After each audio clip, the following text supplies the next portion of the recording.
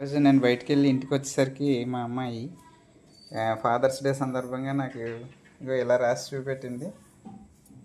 Happy happy fathers day నాన్న అని. ఇప్పుడు చాలా బాగుందమ్మా అని చెప్పాను. ఈ లోపల ఎందుకో లోపలికి రమ్మన్నది, ఒకసారి ఏంటో చూద్దాం. నేను సడన్గా ఇలా లోపలికి వచ్చేసరికి ఇవన్నీ ఏదో డెకరేట్ చేసింది.